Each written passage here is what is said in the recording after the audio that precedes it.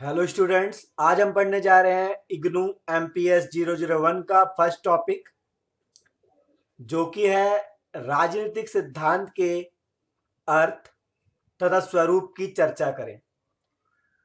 ये बहुत important question है जो प्रीवियस ईयर्स के एग्जाम में भी कई बार आ चुका है। तो इसको आप ध्यान से देखें कि फर्स्ट क्वेश्चन है राजनीतिक सिद्धांत के अर्थ तथा स्वरूप की चर्चा करें। सबसे पहले हमें लिखना होता है राजनीतिक सिद्धांत का अर्थ। राजनीतिक सिद्धांत के अंतर्गत राजनीति के भिन्न भिन्न पक्षों का अध्ययन किया जाता है।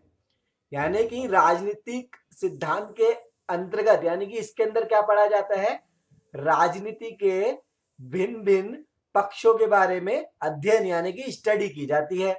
राजनीतिक सिद्धांत में राजनीति का संबंध मनुष्य के सार्वजनिक जीवन से है। राजनीति का संबंध किससे है? मनुष्य के सार्वजनिक जीवन से है कि वो क्या करते हैं अपने दैनिक जीवन में भी।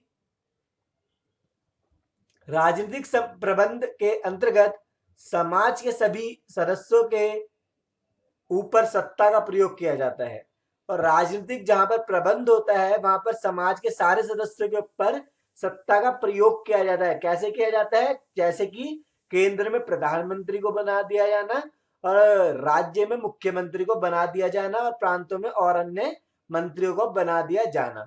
इस तरीके से राजनीतिक प्रबंध के अंतर्गत समाज के सारे सदस्यों के ऊपर सत्ता का प्रयोग किया जाता है। मनुष्य एकमात्र ऐसा प्राणी है जो अपने जीवन और परिवेश को उन्नत करने के तरीके लगातार निकालता रहता है। सिर्फ मनुष्य ही एक ऐसा प्राणी है जो जीवन और परिवेश को और आगे सफल करने के लिए और आगे बढ़ाने के लिए, डेवलप करने के लिए अलग अलग तरीके निकालता है। तो यहां से लेकर आपने यहां तक पढ़ा कि राजनीतिक सिद्धांत में मेनली क्या पढ़ते हो आप? राजनीति के विभिन्न पक्षों के बारे में पढ़ते हो, और ये भी पढ़ते हो कि मनुष्य के सार्वजनिक जीवन के बारे में भी आप पढ़ते हो। फिर हम लिखेंगे राजनीतिक सिद्धांत का विचार क्षेत्र कौन कौन सा है? वैज्ञानिक पद्धति है, मानकीय पद्धति है और दार्शनिक पद्धति है। पहला पॉइंट है परंपरागत दृष्टिकोण को हम सॉल्व करेंगे, यहां पर एक्सप्लेन करेंगे। राजनीति के विभिन्न पक्षों के अस्तित्व एवं वैज्ञानिक अध्ययन को राजनीतिक सिद्धांत कहा जाता है। तो परंपरागत दृष्टिकोण पढ़ रहे हैं हम। राजनीति के विविध पक्षों के अस्तित्व वैज्ञानिक अध्ययन को राजनीतिक सिद्धांत कहा जाता है।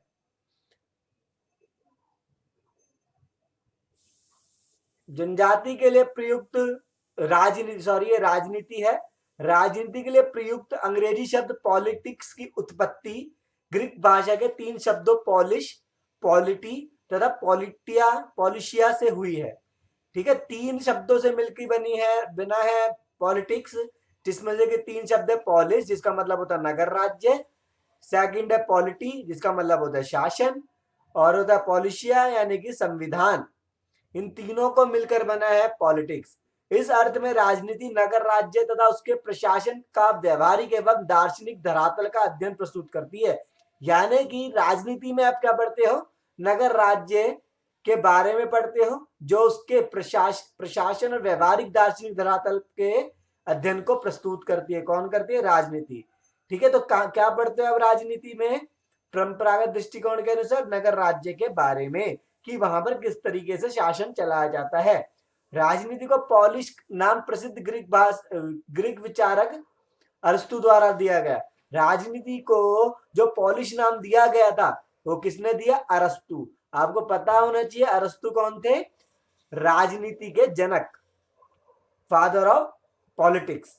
अतः उन्होंने राजनीतिक विज्ञान का पिता भी कहा जाता है। तो राजनीतिक विज्ञान का पिता किसे कहा जाता है? अरस्तु जी को। आधुनिक अर्थों में राजनीति शब्द को इस व्यापक अर्थों में प्रयुक्त किया जाता है। आधुनिक शब्द में इसका संबंध राज्य, सरकार, प्रशासन, व्यवस्था के तहत समाज के विविध संदर्भों और संबंधों के व्यवस्थित एवं क्रमबद्ध ज्ञान एवं अध्ययन से है। तो और आज के समय में राजनीति का मतलब क्या है? राज्य का होना, सरकार का, प्रशासन का, व्यवस्था का और समाज के विविध संदर्भों व संबंधों के व्यवस्थित क्रमबद्ध ज्ञान में अध्ययन से, जो भी है, चाहे और भी ज्ञानों की वोट देना हो या नारेबाजी करना हो नेताओं द्वारा, ये सब भी राजनीति के अंदर गिना जाता है। फिर है प्लेटो, अरस्तु, सिसरो, ऑगस्टाइन व एकिनास राजनीति विज्ञान की परंपरागत विचारधारा के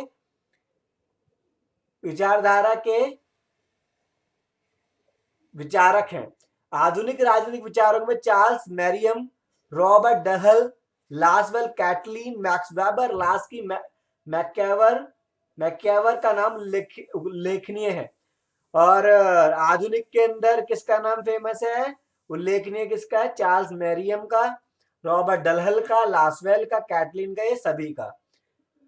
तो आपने यहाँ पढ़ा परंपरागत दृष्टिकोण में कि 3 शब्दों से मिलकर बनी है राजनीति, पॉलिस, पॉलिटिया, पॉलिशिया, और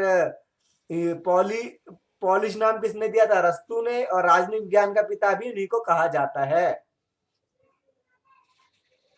राजनीतिक सिद्धांत में सिद्धांत के लिए अंग्रेजी शब्द थ्योरी की उत्पत्ति यूनानी शब्द थ्योरिया से हुई है। ठीक है, तो थ्योरी शब्द की उत्पत्ति कहां से हुई है, थ्योरिया से, जिसका अर्थ है समझने का विशिष्ट दृष्टिकोण। यह वही समझ है जिससे किसी घटनाक्रम को तार्किक विवेचन द्वारा स्पष्ट किया जाए, अर्थात किसी अवधारणा की व्याख्या कर उसे सामान्यकरण की और अग्रसर करना, कि जो भी घटनाक्रम हो रहा है उसको तार्किक विवेचन द्वारा स्पष्टीकरण किया जाए, और किसी अर्थात या अन्य शब्दों में अगर जानोगे, किसी अवधारणा की व्याख्या करी जाए और उसको सामान्यकरण की ओर अग्रसर करा जाए। तो थ्योरी में क्या पढ़ा जाता है कि किस तरीके से जो भी घटनाक्रम है उसका उल्लेख किया जाता है। इस प्रकार राजनीतिक सिद्धांत का अभिप्राय राजनीति और उससे संबंधित समस्याओं का विभिन्न तथ्यों के आधार पर व्याख्या प्रस्तुत करने से। और राजनीतिक सिद्धांत का अभिप्राय क्या है, राजनीति और उससे संबंधित समस्याओं का अलग अलग तथ्यों के आधार पर क्या करना, व्याख्या प्रस्तुत करना। जॉर्ज एच सेबाइन की चर्चित कृति राजनीतिक सिद्धांत का इतिहास में W.A.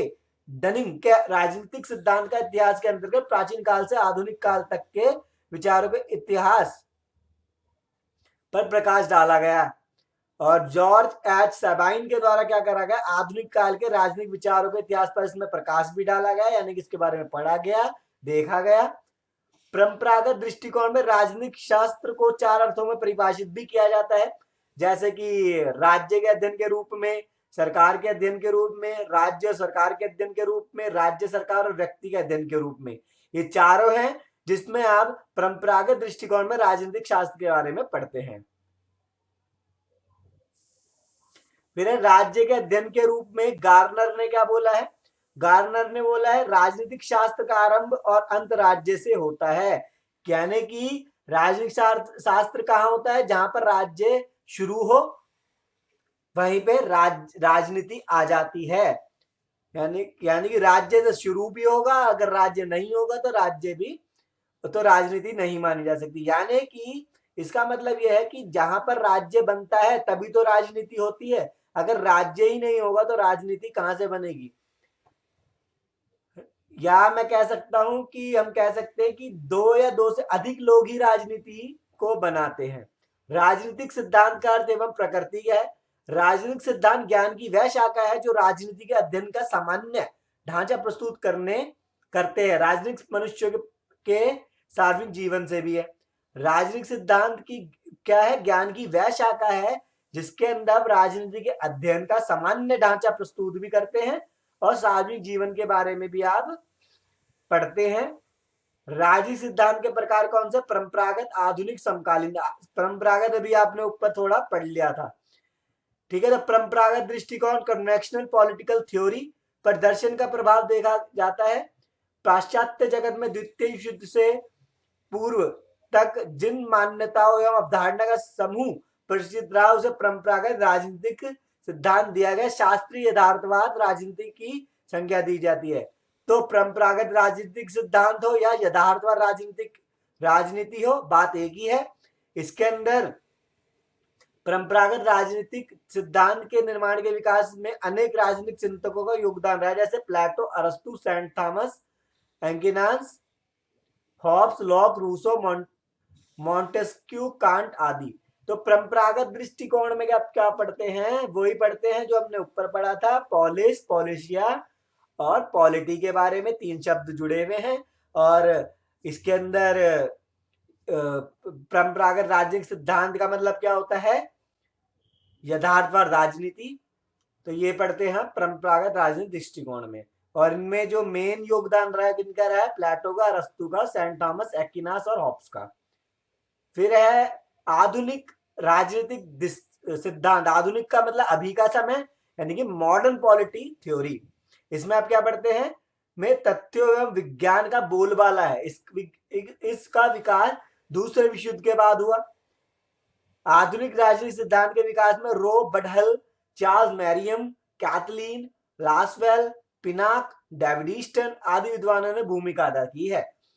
तो किस आधुनिक दृष्टिकोण को बनाने के लिए किन किन ने, जो कि आजादी के द्वितीय विश्व युद्ध के बाद स्टार्ट हुआ था, किस किस ने भूमिका अदा की, चार्ल्स मैरियम, कैथलीन लासवेल। अनुभव के उपागम है इसमें, व्यवहारिकवादी उपागम है, उत्तर व्यवहारवादी उपागम भी है। आधुनिक का मतलब अभी का समय, कि अभी के समय में लोग राजनीति के बारे में क्या सोचते हैं, ये कैसी राजनीति होनी चाहिए। तो मॉडर्न राजनीति आपको पता ही होगा, आपने प्रीवियस क्लासेस में भी कई बार पढ़ा होगा।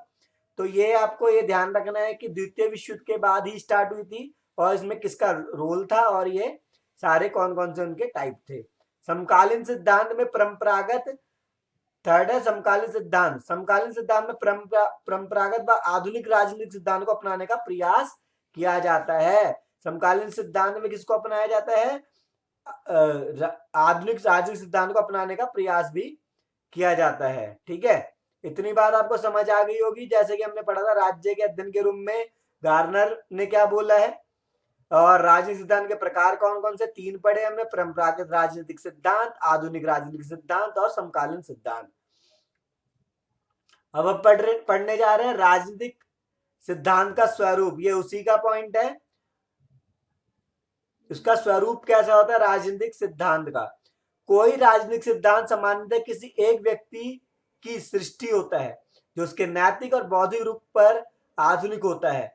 जब वह अपने सिद्धांत का प्रतिपादन कर रहा होता है तब वह सामान्यतः मानव जाति के राजनीतिक जीवन की घटनाओं, संगठनाओं और रहस्यों की व्याख्या करने की कोशिश कर रहा होता है। उस सिद्धांत को सच माना या ना माना जा सकता है, लेकिन उसे एक सिद्धांत के रूप में हमेशा मान्य किया जाता है। आमतौर पर हम देख सकते हैं कि किसी चिंतक का राजनीतिक सिद्धांत किसी मानक कीर्ति में प्रस्तुत किया जाता है, जैसे अफलातून ने रिपब्लिकन का या Rawls a theory of justice में प्रस्तुत किया। तो कोई भी राजनीतिक सिद्धांत सामान्यतः किसी व्यक्ति की सृष्टि है जिसमें उसमें आप उसके नैतिक और बौद्धिक रूप को पर आधारित होता है, और साथ ही साथ मानव जाति के राजनीतिक जीवन की घटनाओं के बारे में भी पढ़ते हैं, रहस्यों के बारे में भी आप इसमें पढ़ते हैं। और यानी कि किसी चिंतक का राजनीतिक सिद्धांत किसी मानक कृति में प्रस्तुत किया जाता है। यानी जो कोई चिंतक है, जो यानी कि जो पॉलिटिक्स के बारे में लिख रहा है, उसके बारे में उसकी कीर्ति को प्रस्तुत किया जाता है राजनीतिक सिद्धांत में, कि वो क्या सोचते हैं। सेकंड है राजनीतिक सिद्धांत सामान्यतः मानव जाति, उसके द्वारा संगठित समाजों और इतिहास तथा ऐतिहासिक घटनाओं से संबंधित प्रश्नों के उत्तर देने का प्रयत्न करता है। वह विभेदों को मिटाने के तरीके भी सुझाता है और कभी क्रांतियों की हिमायत करता है। बहुधा भविष्य के बारे में पूर्वानुमान भी दिखाए दिए जाते हैं। तो राजनीतिक सिद्धांत में क्या होता है, मानव जाति के बारे में, उसके द्वारा संगठित समाजों, ऐतिहासिक घटनाओं से संबंधित प्रश्न को उत्तर देने का भी वो प्रयत्न करता है। साथ ही विभेदों को, यानी कि जो भी विभेद हो जाते हैं आपस में या क्रांतियों में, कभी कभी क्रांतियों में भी हिमायत करता हुआ सामने आता है। थर्ड है राजनीतिक सिद्धांत सामान्यतः विद्या की किसी न किसी शाखा पर आधारित होता है। यद्यपि अध्ययन का विषय वही रहता है, तथापि सिद्धांतकार कोई दार्शनिक, अर्थशास्त्री, धर्मतत्व, समाजशास्त्री आदि हो सकता है। यानी कि विद्या से तो जुड़ा हुआ ही है, पर अध्ययन करने वाला यानी कि सिद्धांतकार कौन से हो सकते हैं, कोई दूसरे भी हो सकते हैं, चाहे वो दार्शनिक हो या अर्थशास्त्री हो, जो भी पॉलिटिक्स के बारे में जानता हो। हमारा फिर फोर्थ पॉइंट है, लास्ट पॉइंट है इस क्वेश्चन का। इस प्रकार राजनीतिक सिद्धांत केवल व्याख्या व पूर्वानुमान ही नहीं प्रस्तुत करता, बल्कि कभी कभी ऐतिहासिक घटनाओं को प्रभावित और उनमें भागीदारी भी करता है, खासकर तब जब वह किसी खास ढंग से राजनीतिक कार्रवाई प्रस्तावित करता है और जिस ढंग की कार्यवाही वह सुझाता है उसे व्यापक स्वीकृति प्राप्त होती है। महान सकारात्मक उदारवादी चिंतक हैरोल्ड लास्की ने कहा था कि राजनीतिक सिद्धांतकार का काम केवल वर्णन करना ही नहीं बल्कि जो होना चाहिए उसका सुझाव देना भी है। तो हमने इसमें पढ़ा कि इस प्रकार राजनीतिक सिद्धांत केवल व्याख्या ही नहीं करता और पूर्व अनुमान प्रस्तुत ही नहीं करता, बल्कि क्या करता है, ऐतिहासिक घटनाओं को भी प्रभावित करता है और भागीदार भी होता है उसके अंदर, खास करके जब वह किसी खास ढंग की राजनीतिक कार्रवाई प्रस्तावित करता है और जिस ढंग की कार्रवाई वह सुझाता है उसे व्यापक स्वीकृति प्राप्त होती है। और जो भी कार्रवाई वह सुझाता है राजनीतिक सिद्धांत, उसको क्या होता है, व्यापक स्वीकृति प्राप्त होती है। महान सकारात्मक उदारवादी चिंतक हैरोल्ड लास्की ने भी क्या कहा था, राजनीतिक सिद्धांतकार का काम केवल वर्णना करना नहीं बल्कि जो होना चाहिए उसका सुझाव देना है। यानी कि जो होना चाहिए एक्चुअल में उसके बारे में सुझाव देना ही किसका काम है, राजनीतिक सिद्धांतकार का। तो हमारा ये टॉपिक यहीं खत्म होता है, जो कि एग्जाम के लिए बहुत इंपॉर्टेंट था। अगर आप इस पूरे के पूरे MPS 001 या पूरे MA फर्स्ट ईयर यानी कि MPS फर्स्ट ईयर के इग्नू के नोट्स चाहते हैं तो प्ले स्टोर पर जॉन एकेडमी की ऐप को डाउनलोड करना ना भूलें। मैं लिंक डिस्क्रिप्शन में डाल दूंगा, वहां से आप पूरे के पूरे फर्स्ट ईयर के MPS इग्नू के फर्स्ट ईयर के नोट्स भी डाउनलोड कर सकते हैं।